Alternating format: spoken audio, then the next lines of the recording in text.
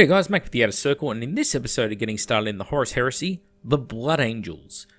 So the Blood Angels are, despite the combat focus, like the World Eaters, a very balanced legion overall. Whilst they have tried to encourage you to go towards a close combat edge, you're perfectly viable as a shooting army, with a good close combat backup. The Legion has very good specialist units, I'll just put it out there at the start. And overall, one of the easier legions to play, so probably towards the solid upper middle tier when it comes to legion strength one-on-one.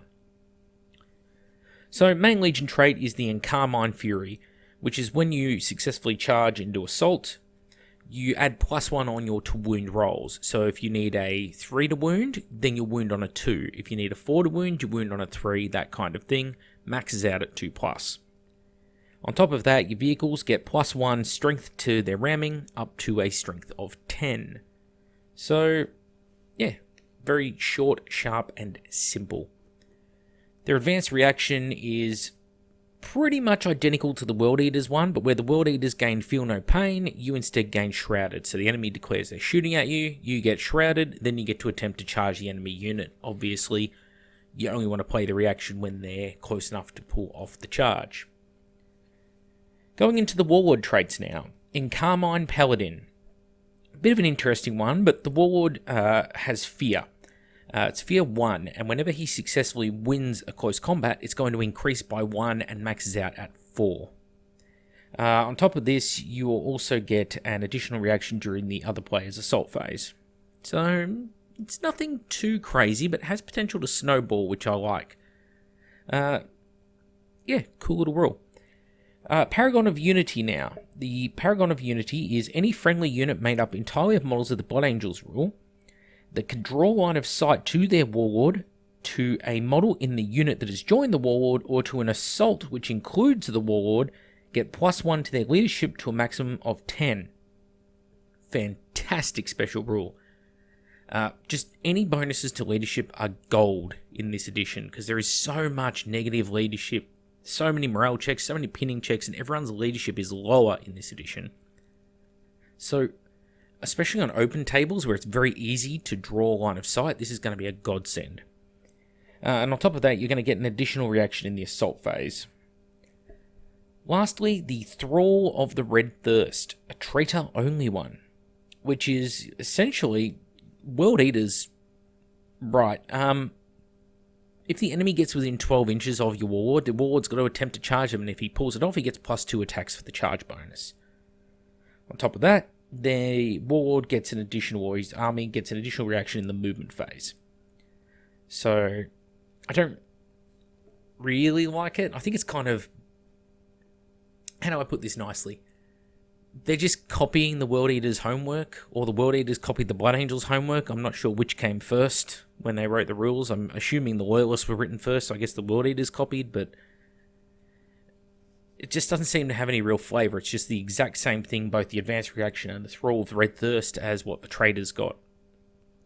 I mean, if you want to play World Eaters, play World Eaters, right? Okay, the Blood Angels' Rite of War now. There's 2 of them, the Day of Revelation and the Day of Sorrows. So the Day of Revelation first takes an entire page. In fact, both these Rites of War have been given a page to themselves. I don't know why, because it's very easy to sum them up. So, Day of Revelation, you pick a turn from 2 to 4, you have to let your opponent know, and your deep strikes automatically will all arrive on that turn. See, it doesn't take 18 paragraphs. When you do arrive, you don't scatter, so you place your first unit down, then you do your standard deep strike deployment from there. All units in the detachment that start on the battlefield will gain Fearless as well until the end of the first turn. Most people are going to say turn 2 for the deep strike, but there are situations where they might wait till later. In the limitations, your compulsory HQs must have Warhawk jump packs. It's a limitation, but it's not a terrible one. A bit disappointing that they didn't allow them to have jet bikes as well, but I get it. Blood Angels are more known for the jump pack thing, so fine. All units in the detachment that have deep strike basically must deep strike. You also can't take fortifications or models with movement values of 0. So that would be something like emplaced weapons, for example. And lastly, you can't add any units that have the Subterranean Assault special rule. Not that you can't use Subterranean Assault, it's that you can't include any models with the Subterranean Assault special rule. Very specific. But allies could do it. You are allowed allies. Then you have the Day of Sorrows. The Day of Sorrows is the other Warlord trait. I like it more, to be honest. So, Crimson Paladins become non-compulsory troops and gain the line subtype. Terminators as troops is very good in this edition because they've got multiple wounds, they're very survivable, especially Crimson Paladins. So that works. All models in a unit with this detachment using this Rite of War that are made up of models of the Blood Angels type will gain Stubborn whenever they're within 6 inches of an objective. Not stubborn against shooting, not stubborn in assault, just flat stubborn all the time. Very, very good. So you can imagine Crimson Paladins, for example, sitting on objectives in here, scoring, and very hard to move. And the third thing, of course, is when a unit is reduced to 50% of its starting strength, so loses half its models, for example, you have 10 Terminators, it goes down to 5. They become line subtype and gain hatred everything. Very, very good ability, because it's making all those units that normally wouldn't be scoring. So if you have, for example, Legion Heavy Support Squad in the back side of the table, normally they're for firepower only in most missions. All of a sudden they become a scoring unit because they'll get the line type if they lose half their models. So this is going to make enemies think twice about killing off more of a unit than they have to because they don't want to give you bonuses. And of course, it does mean that if they do gain the line subtype, then it frees up some of your other scoring units to move further forward up the battlefield. Very handy. Now there is a limitation to this, and that is those units which are knocked down to 50% because of this, or a cavalry type. And funny enough, cavalry type do not benefit from the 50% rule. So they have a negative limitation here, but don't get a positive benefit, which kind of sucks. But those cavalry type and those infantry must charge an enemy if they're within 12 inches. So again, the World Eater rule. In a combat that includes any models which are characters in the Blood Angels force, you have to declare a challenge. You probably will be anyway, so it's fine. If you don't, the other guy will. And lastly, no Deep Strike Assault, Subterranean Assault, Flanking Assault, and you can't place anything into reserves. But you can move models into reserves later in the game. So this is going to affect things like Flyers, Deep Strike Assault, all that kind of thing, which is a limiting factor. But overall, the Day of Sorrow is actually a really good Rite of War, because essentially is allowing you to play almost Pride of the Legion, but instead of restricting you to just those 2 compulsory Terminator squads becoming scoring, you could have 4 Crimson Paladin squads as scoring, if you like, alongside 2 squads of, say, Tactical Marines, or Recon Marines, or Breaches, or whatever it is you like. So, yeah, I really rate the Day of Sorrows. Day of Revelation could be better, though. Alright, the Armory of the Blood Angels. First, the Fires of Heaven. Less a weapon and more just a rule, and that is that you can swap plasma pistols to Inferno pistols on any model that has a plasma pistol for free. You're probably going to do it because plasma pistols suck this edition. Plasma in general is bad this edition. Perdition weapons now. Perdition weapons have the flame subtype and they cost an additional 5 points over a normal weapon. But if you take, say, Power Sword, Power Axe, Power Spear, Power Maul, it's that with +1 strength, becomes two-handed in all situations, and gains the Brutal 2 categorization. This really hurts Perdition weapons compared to the last edition, where they were a must-take type thing, where people would often take them in place of Paragon Blades because they did so many wounds. This time out, they're much less strong, but they're open to a lot more models. All your character type can take them. And lastly, they have the Iliastus Assault Cannon, which is a 10-point upgrade for anyone who has a heavy flamer, but it says infantry type. So the Imperial Fists actually have a lot more access to it, as it's just all Imperial Fists have access to their assault cannons. Part of what makes them so good. Here, it's infantry. You can upgrade a Predator to replace its turret-mounted Predator cannon, so the main cannon on a Predator, to a twin-linked assault cannon for no additional points cost. I'm not sure if that's worth it or not. I think it is, but yeah, it really depends what the sponsons are on the Predator, I think. The Iliastus pattern assault cannon, of course, it's an assault cannon. 24-inch range, strength 6, AP 4, assault 4, rending 6+. None of that's changed since 4th edition 40k. The only thing is here, the malfunction. It used to be if you rolled multiple ones on the dice, they would jam. Now, it's just you get hot if you're making a reaction. I don't care. Alright, jumping past there, let's get into the units. There's actually 4 units to go through here, and they're all pretty good. So, Dawnbreaker Cohort first off. 5 guys, 150 points. That's cheap. That's very cheap for a Legion unit which has Weapon Skill 5, 2 wounds, and 2 attacks base.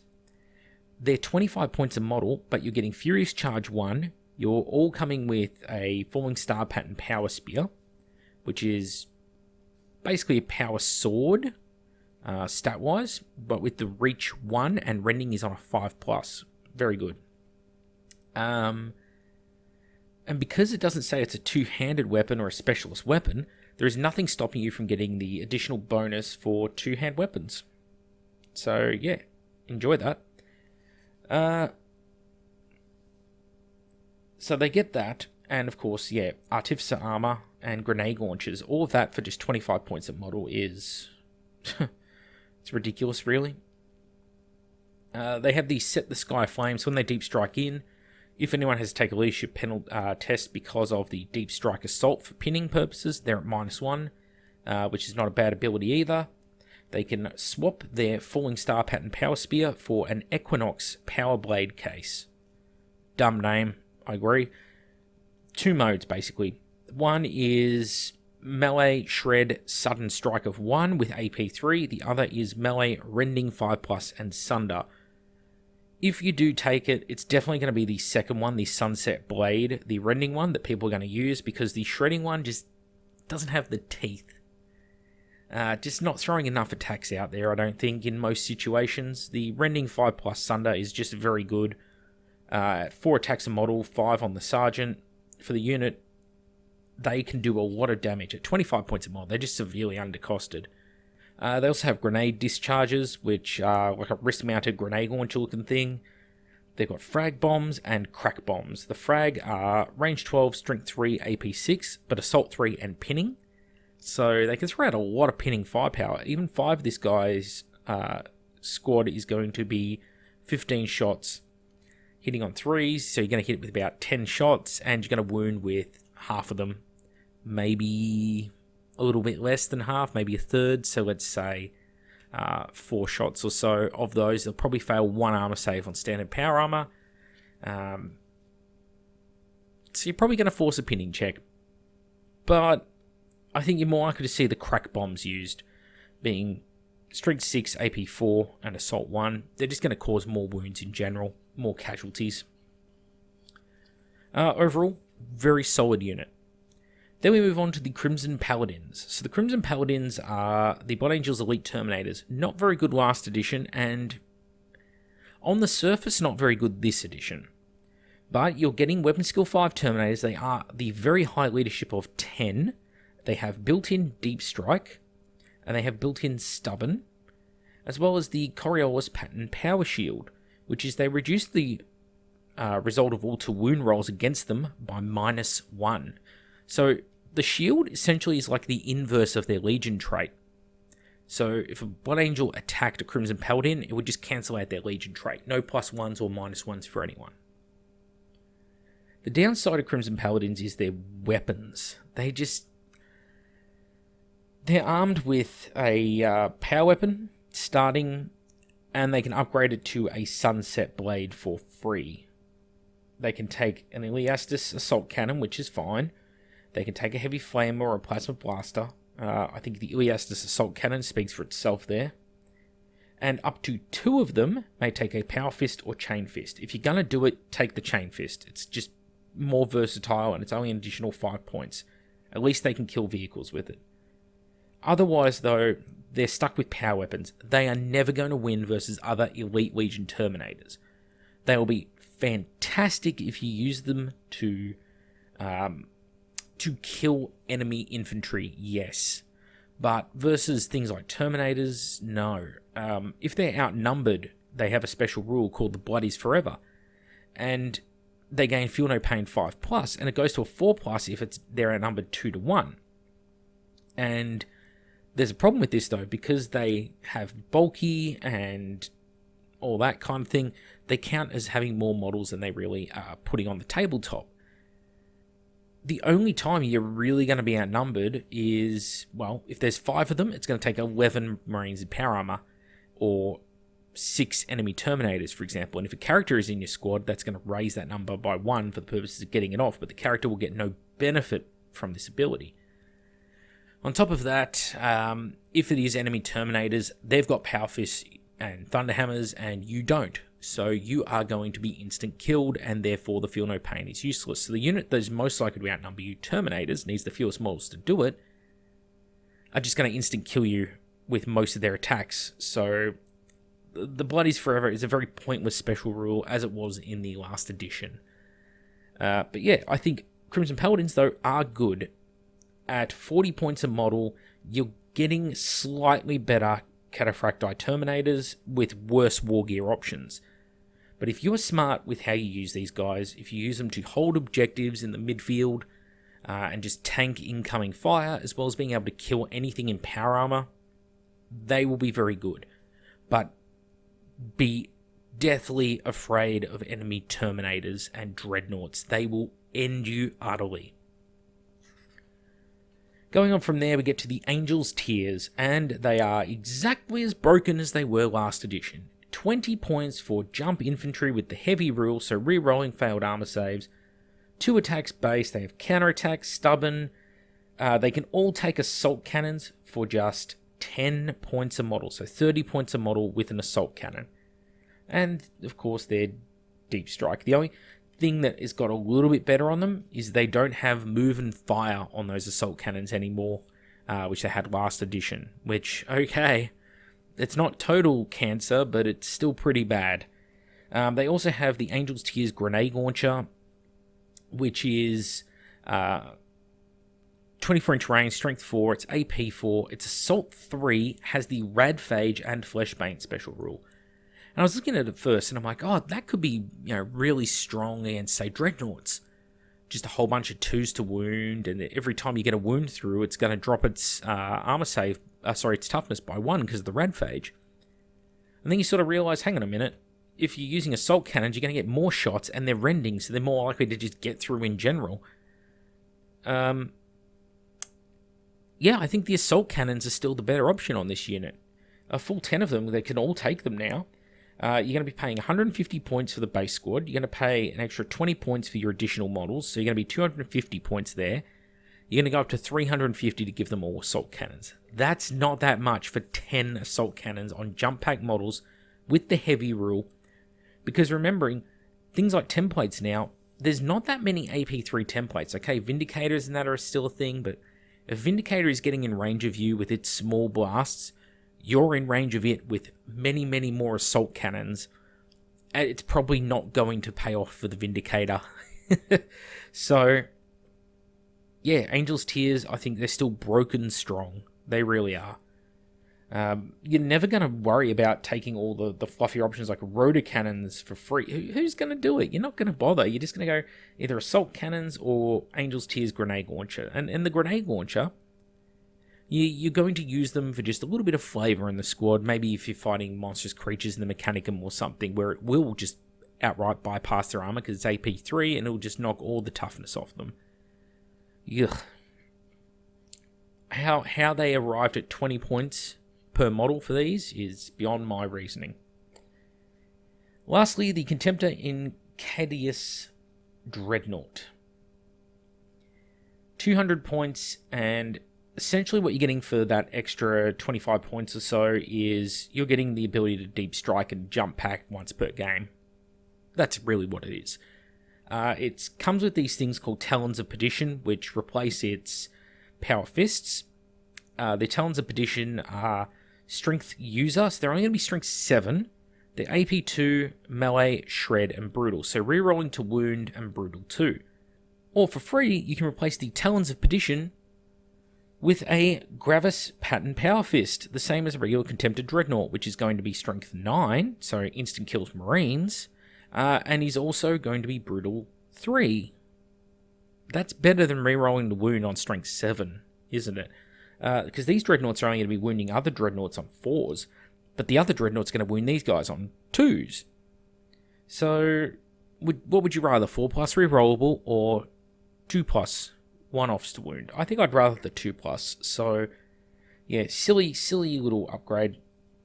But I do like that they can take inbuilt melter guns in the hands or Iliastus assault cannons in the hands, 10 points and 15 points respectively. I think taking one of these guys with assault cannons in the hands is going to be very, very strong because it's going to have the same firepower as a regular Contemptor with a Kiri's assault cannon arm and Power Fist does, but it's also going to have more attacks in close combat. It's going to have 5 on the charge, in fact, and because it's a Blood Angels unit on the charge, it's going to add +1 on its to wound rolls. So even stuff that's, say, toughness 8 is going to get wounded on 2s. Very beautiful chef's kiss.